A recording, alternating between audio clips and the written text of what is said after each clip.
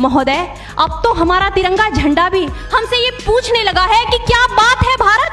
आजकल फहराने से ज्यादा मैं कफन में दफनाने के क्यों काम आ रहा। आजकल फहराने से ज्यादा मैं कफन में दफनाने के क्यों काम आ रहा। हृदय तो उस दिन फट गया जब बूढ़ी माँ अपने बेटे के चिथड़ों को देखकर बोली कि साहब, आप तो भर्ती में 1 इंच भी कम नहीं लेते, मैं आधा शरीर कैसे ले लूं।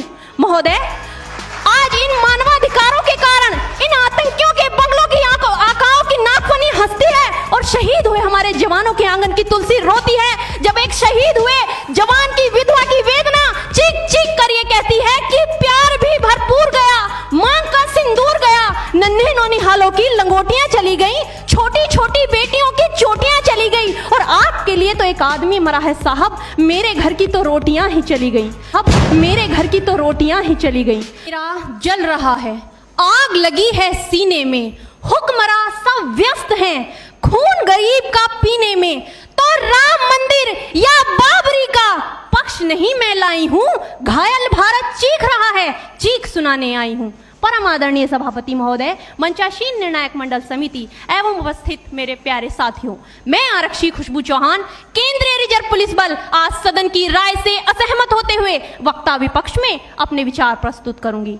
महोदय, दर्द हद से तब गुजरने लगता है जब मेरी आंखों के सामने ताज, पुलवामा, छत्तीसगढ़ में शहीद हुए जवानों के शत विशत अधजले शरीर के टुकड़े, रेत के टीलों से ऊपर जाती लाशों के ढेर और कश्मीर की खून से सनी लाल रंग की सड़कों के दृश्य सामने आते हैं।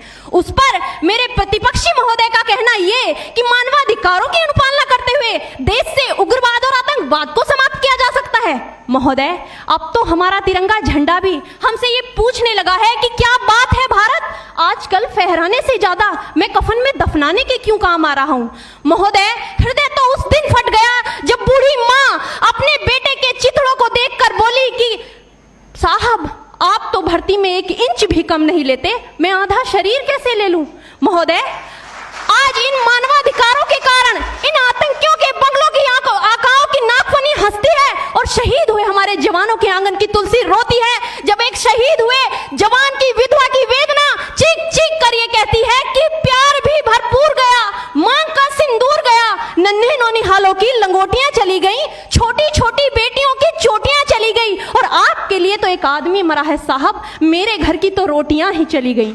महोदय, किसी भी युद्ध को जीतने के लिए पहल करना सबसे ज्यादा आवश्यक है, क्योंकि इतिहास गवाह है कि पहल करके बड़े बड़े युद्धों के परिणाम बदल दिए गए हैं। परंतु आज मानवाधिकारों के कारण हमारे देश के जवान इस कदर बंधे हुए हैं कि अपनी ड्यूटी पर खड़े होकर भी वो आज पहल करने से डरते हैं, क्योंकि महोदय, भविष्य में उन्हें कटघरे में खड़े होने का डर सता रहा होता है।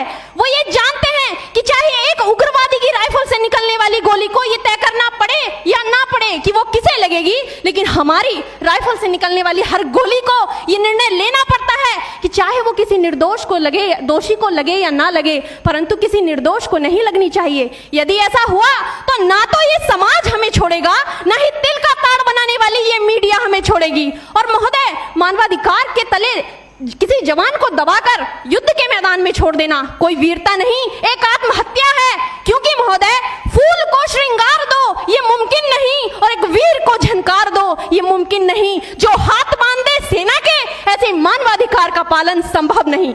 महोदय, आज सत्यनिष्ठा के मार्ग पर चलते हुए भी हमारे देश का जवान इन आतंकवादियों, इन पत्थरबाजों से डरता है, क्योंकि वो जानता है कि उसकी राइफल से निकलने वाली गोली अगर टारगेट को हिट नहीं भी करेगी तो भी 400 मीटर तक जाएगी, और यदि इस बीच वो किसी निर्दोष को लग गई तो महोदय, हमें अपनी नौकरी से हाथ तक धोना पड़ सकता है।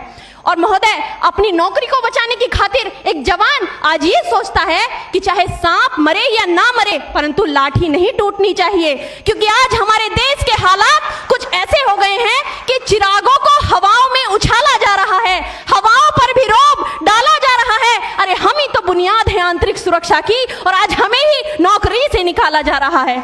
महोदय, जब पुलवामा में 44 जवान शहीद हुए, छत्तीसगढ़ में 76 जवान शहीद हुए, तो कोई भी मानवाधिकार की दुहाई देने वाला हमारे पक्ष में आकर खड़ा नहीं हुआ।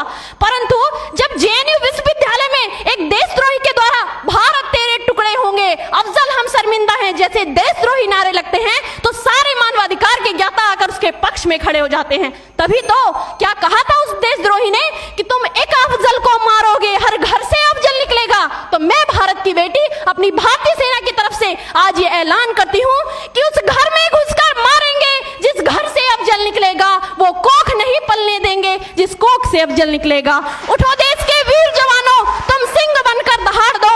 महोदय, अंत में अपनी वाणी को विराम की ओर ले जाते हुए मैं सिर्फ इतना ही कहना चाहूंगी कि मुझे अफसोस है अपने देश की न्यायिक प्रक्रिया पर, जहां आज भी रात के 12 बजे अजमल कसाब जैसे आतंकी के लिए सर्वोच्च न्यायालय के दरवाजे खोल दिए जाते हैं। ऐसे देश से मानवाधिकारों की अनुपालना करते हुए आतंकवाद और उग्रवाद से कभी नहीं निपटा जा सकता। मानवाधिकार के नाम की दुहाइयां देने वालों, सीमा पर लड़ा नहीं जाता चरखों से शोलों के आगे, रामायण पढ़ी नहीं जाती सीमा पर गोलों के आगे। धरती के घोर कुहासे को एक सूरज ही हर सकता है, क्योंकि एटम बम से रक्षा केवल एटम बम ही कर सकता है। जय हिंद।